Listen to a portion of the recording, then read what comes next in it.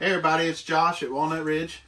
This week, it's been a minute since I've done them, but back here in our store in Newcastle, and I wanted to show you, because we talk a lot about maintenance, and this is sort of related to that, and I've talked about hidden seals and stuff in the past, so it's kind of hard to do a visual check on some of these things if you can't see it, but we have a good example torn apart here now, because this coach happened to get some water in on the ceiling in the slide out.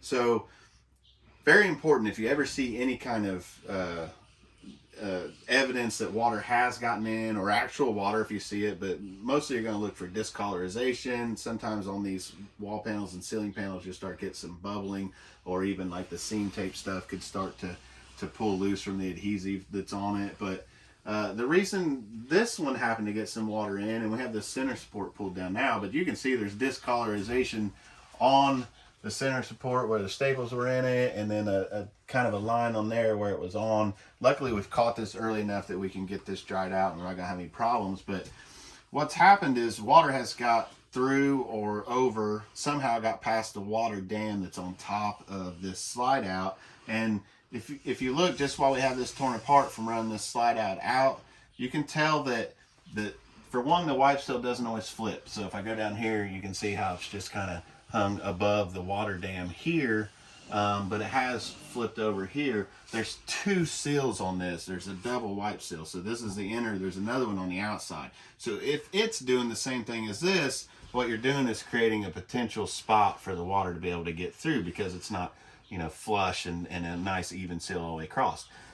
Also, the wipe seal is exactly what that's called. It's a wipe seal. It's not really the main seal to keep water out. It's more made for when you run this slide out in, it's going to push that water and debris off the slide out to kind of help keep that the roof clean on the slide out. So that's its main purpose, is to do that, but it can cause as many problems as it tries to help prevent if it's not operating properly. Now this is something, when this fascia is on, it's going to be, you know, up here, so you're not actually going to be able to look and see down inside there that it's flipped. You will be able to see the outside one. So, you know, small step ladder or something, or if your coach has a walkable roof, you could get up there and be able to look at it. You just want to make sure that that's flipping out. And then also this dam that I'm talking about, this water dam that's on here, there's just a metal, it's kind of got a curved part on the end of it here, and then it's screwed down to the roof. It's got butyl tape underneath, which you can see is kind of squeezed out from us putting it on here, and then it's actually been moved a lot from this wipe seal going in and out against it. But this has a sealant along the membrane and the edge of this dam all the way down it, so you don't want water to get underneath it. So if I lift this up and find a couple spots here, like right here, it doesn't look like there's as much butyl. There is butyl under there, but that's the kind of stuff we want to make sure that it's sealed. Well, you can't see this dam from the outside because of this double wipe seal that's probably about 3 inches wide in between there. So you would have to run this slide out in a little bit and then look at it from the inside. And so you may even need to maybe use your phone or something that you can kind of zoom in and take pictures of it, so that you can check the sealant on the back side of this dam.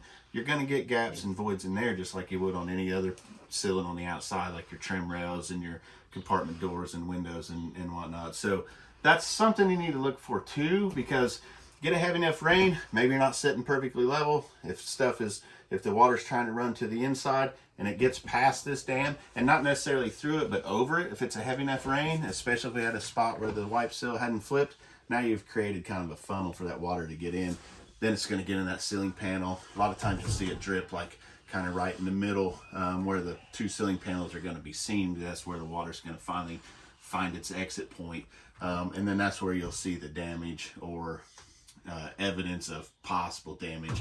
While I'm looking at this, I can tell right now this may not be anything, but there's some bubbling right here by this window on the paper.